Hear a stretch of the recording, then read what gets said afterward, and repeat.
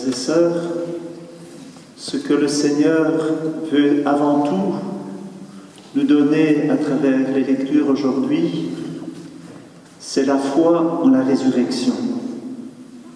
Nous avons entendu la lettre tirée du livre des martyrs d'Israël, où on n'en a entendu que 4, mais où les 7 enfants sont conduits au martyr, et en plus, la maman aussi. Pourquoi ? Parce qu'ils veulent être fidèles à la loi de Dieu et qu'ils ne veulent pas manger la viande immolée aux idoles. Et ainsi, ils expriment leur foi en Dieu, en la résurrection. Ils vivent cette sainte crainte de Dieu qui leur fait toucher le ciel. Ils préfèrent mourir martyrs que de renoncer à leur foi. Dans l'Évangile aussi, le Seigneur nous éclaire sur la résurrection. Il veut que nous croyions, et la résurrection est d'abord un mystère de foi. Et nous avons entendu que les Sadducéens ne croient pas en la résurrection. Nous savons que dans notre temps aussi, beaucoup de personnes ne croient pas en la résurrection, qu'ils soient croyants en rien ou qu'ils croient en la réincarnation. Beaucoup nient la résurrection du Seigneur et nient pour cela aussi la résurrection de notre chair. On essaye de poser la question à Jésus, mais de qui cette femme sera-t-elle l'épouse dans le ciel ? Et Jésus dira, la question de la résurrection est d'abord un mystère de foi. Ce n'est pas le fruit d'un raisonnement humain, quelque chose qu'on comprend humainement. Le mystère de la résurrection, c'est d'abord quelque chose qu'on reçoit d'en haut.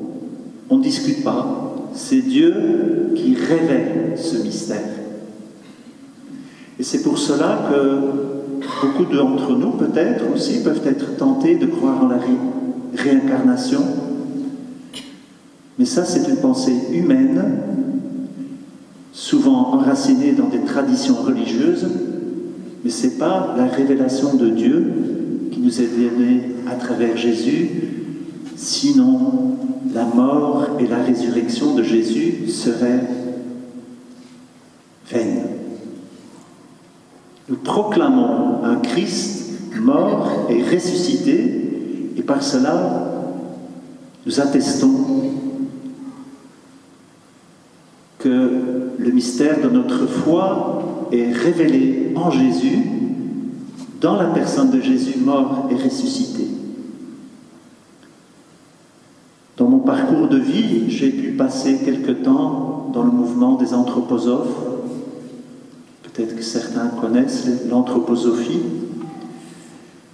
dont le fondateur est Rudolf Steiner, qui dit qu'il est un initié chrétien envoyé à l'Église pour dire aux chrétiens que plus ultime que la résurrection, c'est la réincarnation. Voilà, donc c'est un raisonnement humain que, comme chrétiens, nous ne pouvons pas recevoir comme véridique, puisque ce n'est pas la façon dont Dieu se révèle. Il se révèle comme celui qui est mort et ressuscité. C'est un dogme de notre foi, sans quoi la mort et la résurrection de Jésus seraient inutiles. Premier enseignement, donc, dans cet évangile, c'est le mystère de la résurrection, qui n'est pas compréhensible par un raisonnement humain, mais qui nous est révélé d'en haut, dans le mystère du Christ. Un deuxième enseignement qui nous est donné à travers cet évangile, c'est un enseignement sur le mariage. Et cet enseignement sur le mariage nous dit que l'époux et l'épouse, ceux qui sont ici, c'est d'abord des baptisés.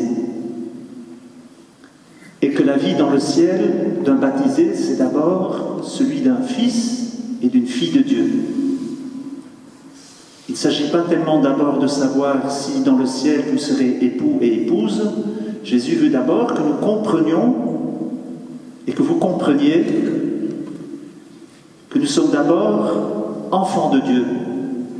Par notre baptême, nous avons été rachetés, nous avons été adoptés et nous sommes devenus fils et filles de Dieu. Et comme dit les évangiles, fils et filles de la résurrection. Mais cela, et c'est seulement pour les époux. Je ne suis pas marié. Est-ce que je suis destiné à vivre comme fils de la résurrection? Et tous les célibataires qui sont là, sont-ils destinés à cette vie de fils et filles de Dieu? Je vous dis oui. Et nos défunts dont nous célébrons la mémoire aujourd'hui, Jeannette, Mathieu, Marie-Joseph, oui, dans leur baptême, ils ont été destinés à devenir fils et filles de Dieu. Donc il ne s'agit pas d'abord de se demander est-ce qu'on sera dans le ciel bras dessus, bras dessous, ou est-ce qu'il y aura encore cette communion comme il l'avait sur terre. Notre première identité dans le ciel, ce sera d'être des fils et des filles de Dieu. Est-ce que nous sommes bien conscients de cela? Est-ce que nous sommes conscients de cette dignité que nous avons reçue à travers notre baptême? Est-ce que les époux qui sont là se rendent compte que leur épouse est destinée à cette vie éternelle? Elle est faite pour le ciel. Est-ce que les épouses sont conscientes que leur époux est fait pour le ciel, que c'est un fils de Dieu? Et que la première vérité que les époux doivent avoir l'un sur l'autre, c'est que j'ai épousé un fils de Dieu, j'ai épousé une fille de Dieu, ou je vais épouser un fils ou une fille de Dieu. C'est profondément la réalité, la révélation que Jésus nous donne aujourd'hui. Quelle source de révélation, quelle cause de respect qu'il doit y avoir dans le couple. Mais non seulement dans le couple, entre nous, humains. Et je comprends que le pape nous parle d'une conversion écologique. Parce que souvent, dans le couple, on peut se dire, bon, c'est encore elle, je la connais, elle va encore me casser la tête, ou vice-versa. On peut se dire cela. On peut oublier que l'époux ou l'épouse est fils et fille de Dieu. La nature ne l'oublie pas, parce que quand il y a trop de réchauffement climatique, tout s'emballe et tout vit son profond désordre. Il y a quelque chose de fondamental. Il y a quelque chose de fondamental. Il faut respecter la création. Et en respectant la création, on va peut-être se rendre compte qu'on doit plus se respecter les uns les autres. Que nous devons nous incliner devant les uns les autres. Les uns devant les autres. Que l'autre est d'abord un mystère, un buisson ardent devant lequel je dois enlever mes chaussures. C'est quelque chose que je reçois et dans lequel il y a quelque chose qui me dépasse. Demandons peut-être cette grâce à Dieu aujourd'hui, que entre nous, dans vos couples, mais aussi entre nous, c'est la même chose pour les célibataires, c'est la même chose pour les religieux. Dans mes conflits avec mes frères, c'est propre à la vie fraternelle, de recevoir cette grâce, de toujours voir en lui un fils de Dieu, une fille de Dieu, devant qui je me prosterne. Saint Benoît, dans sa règle, il dit qu'il faut adorer son frère. On ne peut pas adorer son frère, on ne peut adorer que Dieu. Mais il veut dire par cela qu'il faut vénérer son frère d'une sainte crainte. Et je crois que c'est la même chose pour les couples.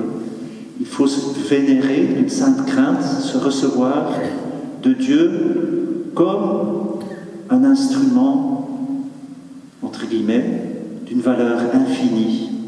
Celui que je vais aider à conduire à sa destinée de fils et de filles de Dieu. Ceux qui, peut-être, n'ont plus leur époux ou leur épouse, qui sont blessés dans l'amour,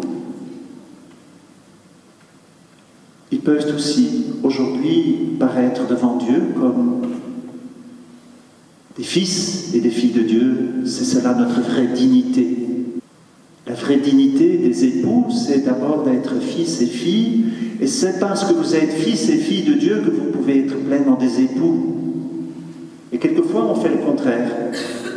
On ne reçoit pas le mariage comme une institution divine, et on se compare comme des égaux, on se regarde comme des égaux, et quand on se regarde comme des égaux, on attend que l'autre soit comme moi.